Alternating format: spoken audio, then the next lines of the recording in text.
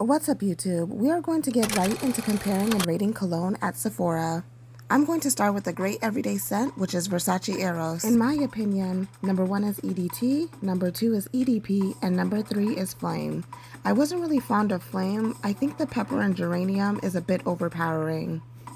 For the second set of Versace cologne, Fresh was definitely my favorite.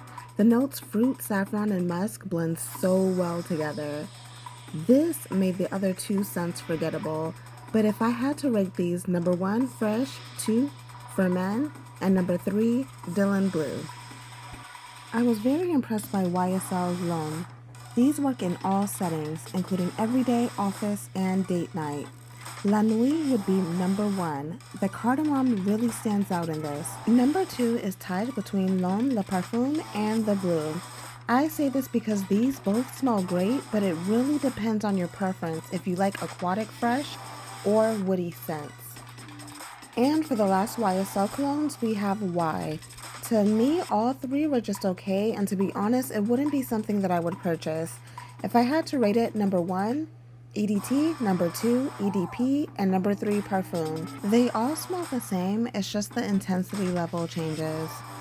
So I was going to skip over Valentino because I smelled the woman's version last year and I wasn't a fan, but I didn't want to be biased. I'm so glad that I decided to try these. Number 1 is Yellow Dream. I was expecting a citrus fresh smell, but this is a nice ginger, creamy vanilla gourmand smell. Number 2, Coral Fantasy. You get tobacco leaf, patchouli, cardamom, and apple. Yes, apple. And number 3 is Born in Roma. This is good, but the others two stood out so much more. Again, I am very impressed with this line. This is another line that I smelled last year and wasn't fond of, and the same thing happened. I smelled these and they are great. Number 1, Infrared.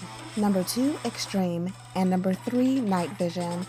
My husband actually preferred Extreme as number 1, but we agreed on Night Vision being number 3. You can actually find Night Vision in TJ Maxx sometimes around the holiday for much cheaper, so be on the lookout. Next, we have Prada. I know Ocean is probably the most popular, but my number 1 is Carbon. Close behind at number 2 is Ocean. Number 3 I didn't really like is Luna Rosa Black. Both number 1 and 2 are good, but this is one you have to try for yourself to see which one you prefer. Let me know your thoughts in the comment section below. For Invictus, number 1, Platinum. Number 2, EDT, very woodsy. Number 3, Phantom, which is just meh. I think Phantom would be a cool cologne gift for a teenager, and I don't say this because of the bottle. It just has a very generic scent. If you watched my Ulta video, unfortunately I felt the same for the perfume by this line. It's called Fame. Out of both 1 million scents, I really enjoyed Lucky. So number 2 goes to 1 million. It reminded me a lot of the Invictus scents. Polo Blue is okay, good gift for a teen or a younger 20s. I reviewed the green polo in my Ulta video, so check that video out. I didn't test it here because that smell would have overpowered everything in the vicinity.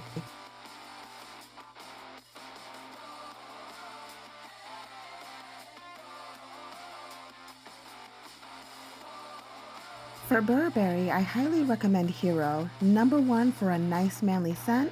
Number 2, Burberry Touch, smells clean and fresh. Number 3, Mr. Burberry, woodsy smell. And number 4, Mr. Burberry in the dark bottle, just skip it. Dolce & Gabbana makes great colognes, but I never tried Blue Italian Love. This smells just like a fresh cold grapefruit that's just been sliced. It's a top note that never leaves, very big projection. Last but not least, Armani Code doesn't have a wow impression for me, but it's a decent everyday scent. If you've made it this far, thanks for tuning in. Tomorrow I'll be posting my rating and review on Sephora's Woman Perfume. I post videos every day, so don't forget to like and subscribe and hit the notification bell.